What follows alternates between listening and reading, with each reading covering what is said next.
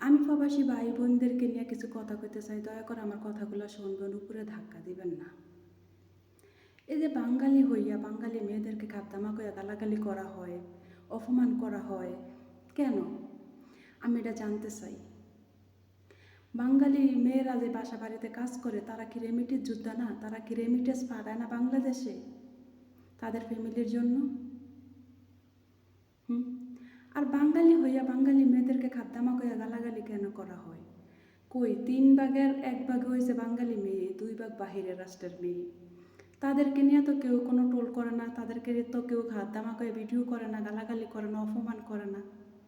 তাহলে বাঙালি হইয়া বাঙালিকে ভালো কেন চাও না ভাইয়ারা? জানতে পারি? আমি মনে করি কে অধিকাংশ ছেলেরাই বাহিরে কাজ করে আর মেয়েরা খুবই কম কাজ করে।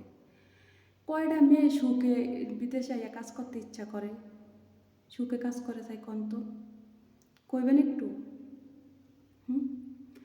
কারো না কারো অভাব অনটন থাকে, অকষ্টে আইয়ে, অভাবে আইয়ে, অনটনে আইয়ে, খানা খাইতে না পাইরা, পরনে কাপড় পরতে না পাইরা আইয়ে দেশ ছেড়ে বিদেশে। নাহলে তো কারো শখ না যে বিদেশে আওয়ার লাগিয়া। কার শখ আছে বিদেশে আওয়ার লাগিয়া? একটা ভাই প্রবাসী ভাইয়ারা ইচ্ছা করলে তাদের মন মতো ঘুরতে যাইতে পারে।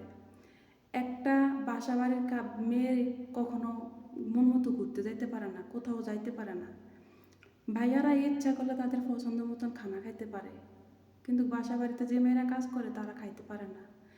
ভাইয়ারা ইচ্ছা করলে তারা রেস্টুরেন্টে যাইয়া দাবি দাবি খাবার খাইতে পারে, কিন্তু যারা বাসা বাড়িতে কাজ করে তাগো দামি দামি খাবার খাইব তো দূরের কথা, 2 বেলা 2 মুঠো ভাত খাইতেও ভাত পায় না। কত মেয়ে আছে দেখেন, কত কষ্ট করে, পরিশ্রম করে।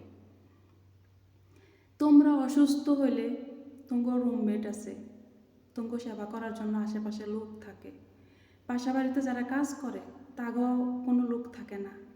অসুস্থ, শহর থেকে উঠতে পারতেছে না, খুব কষ্ট, জ্বর, ঠান্ডা, মাথা ব্যথা, বুক ব্যথা, গলা ব্যথা, মুখ দিয়ে কথা আইতেছে না, তারপরও শহর থেকে ওইটা কাজ করতে হয়, কারণ নিরুপায়, কোনো কিছু করার নাই। তার পাশে তো কোনো লোক নাই, তোমার পাশে তো লোক আছে। তোমরা চাইলে তোমার ফ্যামিলির সাথে কথা কইতে পারো, কিন্তু বাসা বাড়িতে যারা কাজ করে তারা চাইলে তাকে ফ্যামিলির সাথে কথা কইতে পারে না, সন্তানের সাথে কথা কইতে পারে না, মার সাথে কথা কইতে পারে না। কয়টা মেয়ে আসুক প্রবাসে আইয়ে কাজ করার জন্য, কার সাথ প্রবাসে কাজ করার জন্য বাসা বাড়িতে? বাসা বাড়ির কাজ যে কতটা কষ্ট তোমরা কি জানো?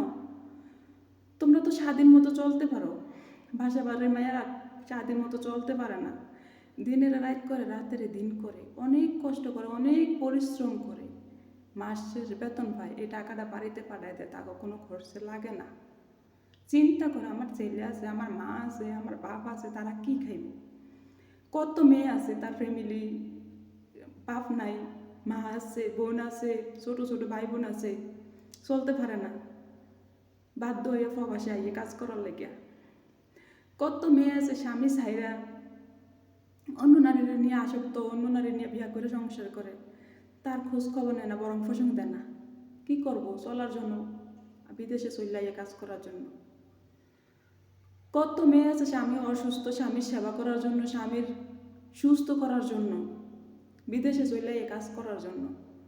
কত মেয়ে আছে তার সন্তানের মুখে ভাত খাওয়ার জন্য, দেওয়ার জন্য, তার সন্তানের পরনে কাপড় দেওয়ার জন্য বিদেশে চলে আসে কাজ করার জন্য। সুখকে আইয়ে না ভাই, তোমার মতো সুখকে আইয়ে না, বুঝলা? প্রবাসী মেয়েদেরকে নিয়ে কথা বলতে একটু সাবধানে কইও, মাথায় রাখো। ভালো থেকো।